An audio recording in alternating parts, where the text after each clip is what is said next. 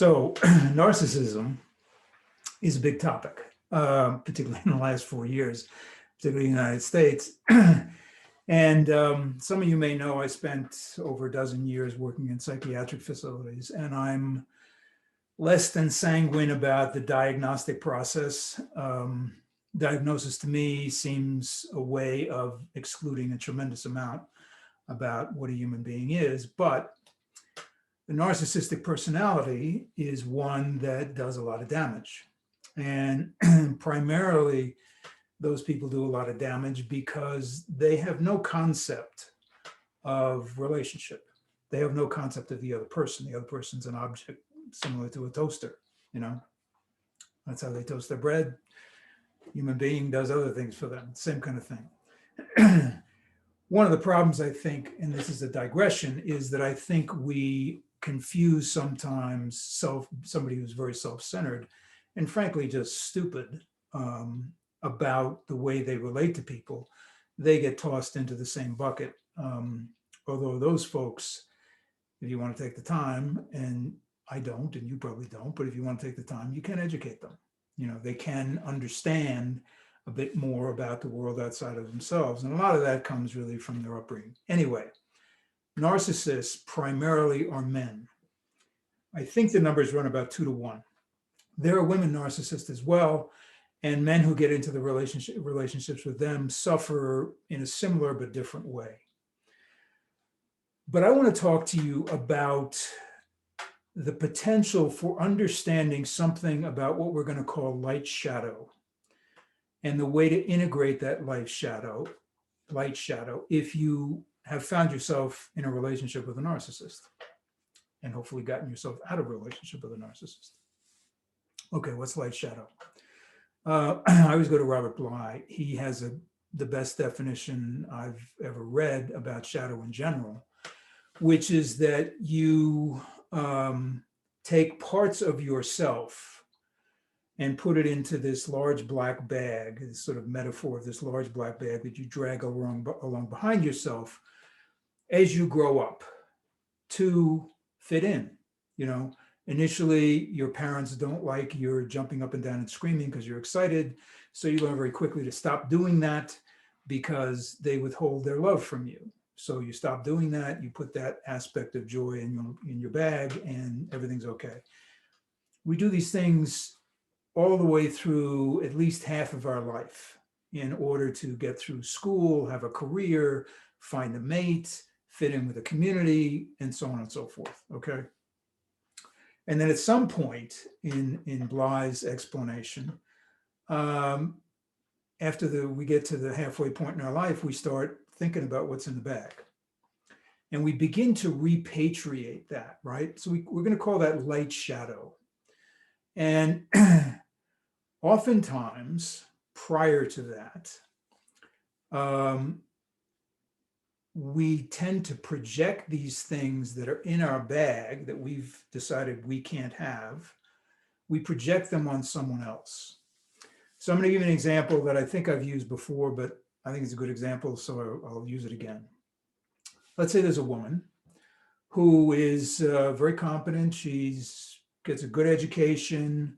She goes into the workplace. She gets a good job. She gets promoted. She has responsibilities. She meets this guy. And he's a good guy. And he has this ability, it would seem, to manage things around a household, fix things, take care of things, all that kind of stuff, right? It's not that she couldn't, but they get into this relationship and they move in together. And she basically projects onto him this level of competence, which he willingly accepts. And then one day, it could have been anything, a piece of furniture from IKEA or some garden furniture or whatever.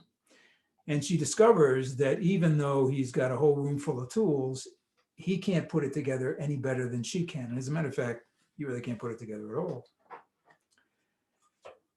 And in that moment, a couple of things occur. One is there's a small disappointment. And what I'm going to suggest to you is that loving relationships, as they progress and mature, are full of these small disappointments. You may say, well, that's not good. Why would I want to be disappointed in a relationship? I'll tell you why. Because also in that moment, what she does is she takes her confidence back. And you know what happens to him? He is able to reclaim his vulnerability if he's any kind of man, if he's not an idiot who insists that everybody else is wrong but him, and that's why he can put it together. Let's assume he's a good guy, right? And he says, geez, I can't do this. But what happens?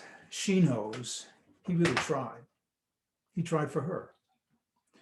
And that's what happens in a loving relationship. We begin to understand who the other person really is, and that they try for us, and that it's really not their problem that we put this stuff on them that's not theirs, that we gave this up, right? We projected this thing onto them because in the case I just gave you, it was more convenient, frankly. Let him go do that stuff.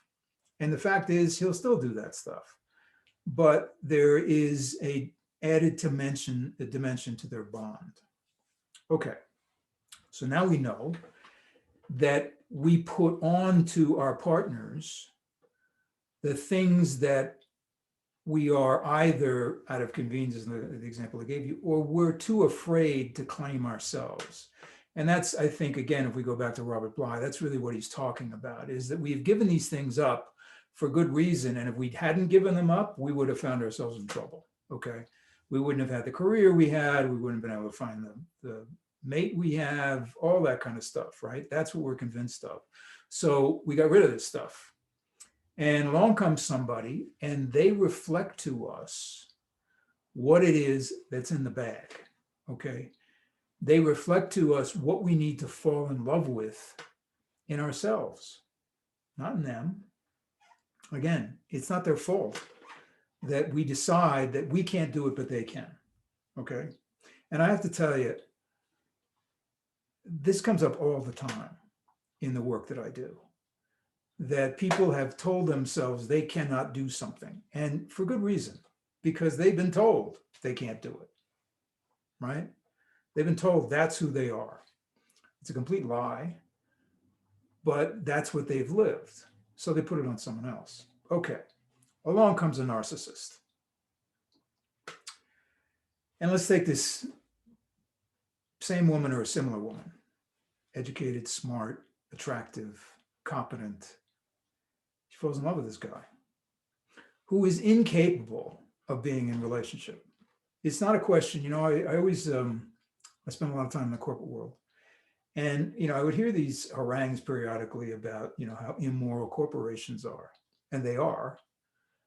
But morality is irrelevant to a corporation. It's not within the purview of what a corporation can deal with. It's not set up for that. Same thing with a narcissist. You're not going to get a narcissist to be in relationship because it's irrelevant to a narcissist. But what is it that they present initially? Well, they're gregarious, they're self-assured, they walk into a room and everybody wants to talk to them. A lot of them are very intelligent, and they understand how to mobilize a bunch of people if that's what they choose to do, okay? Now, all of those things in and of themselves are not bad. As a matter of fact, they are actually useful, particularly if you're a decent human being and you want to get something done and you want to help people get involved and get it done. You want them to pay attention to what you're saying, right? Okay. So you fall in love with that in this guy because you deny that you can do those things. That's somebody else. You're the doer. You're the person who is competent, but only to a certain level. Now, it gets more complicated here because women have had it drummed into their heads for centuries about their supposed place. That's breaking down. And that's why I think more and more women are realizing, wait a minute, what is this? This is not okay. This is not okay what's happening. What's useful then is to see what the attraction was in the first place. And it's a fine line here for me because, as I said at the beginning of this, narcissists can do a lot of damage. They can exploit people. in relationship, in a heterosexual relationship, if it's a guy and a woman, they can do pretty horrendous things.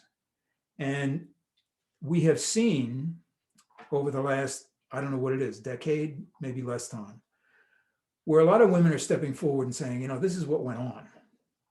And this is how I'm trying to heal this. And so I want to add to that. This is not an alternative theory here. What I'm saying is that there are aspects of that narcissistic man that exist in the woman who falls in love with him. Not the inability to have a relationship, no. But the ability to take a commanding position. That exists in that woman who sees it in that man and denies that she could do it herself.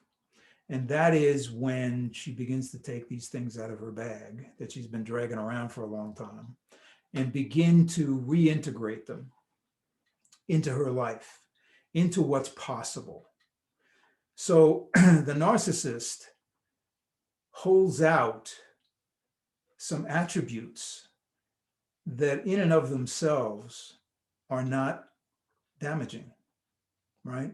Because as I was saying before, if you're a decent human being and you know how to walk into a room and you know how to command attention and you know how to entertain and integrate a group of people to have them do what you think would be useful to do, that's a really good skill, a really good skill.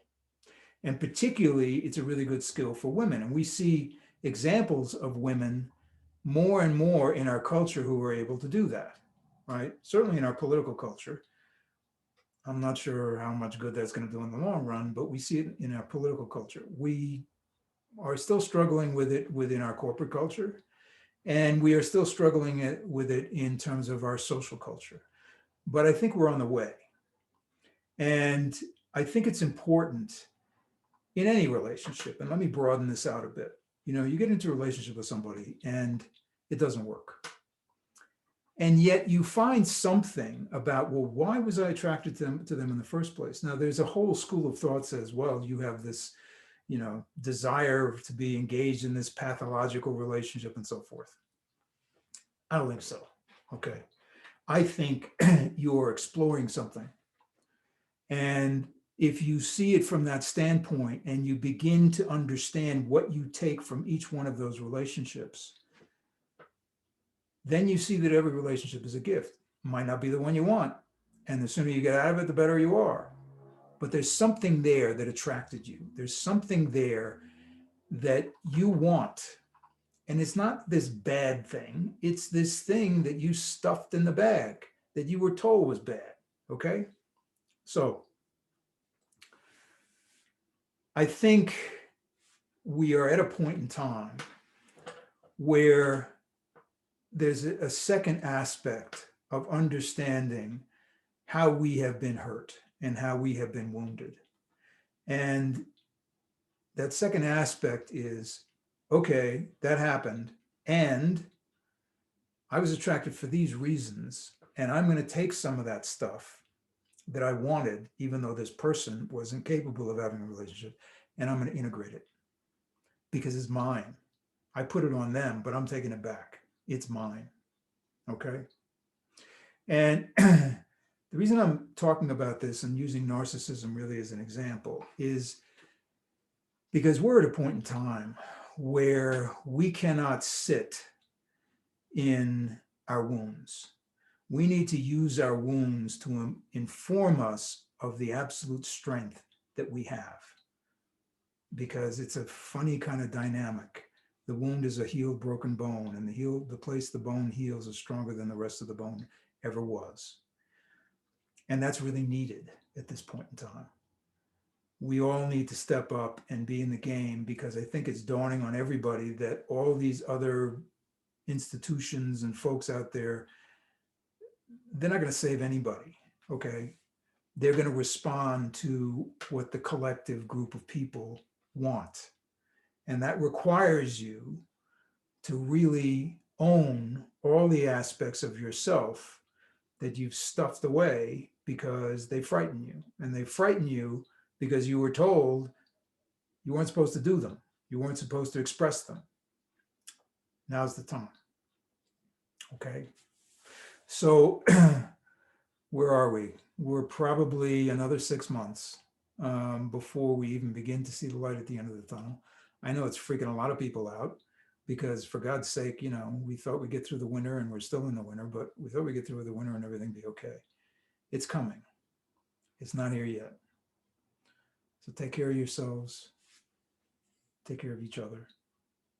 And I'll talk to you soon.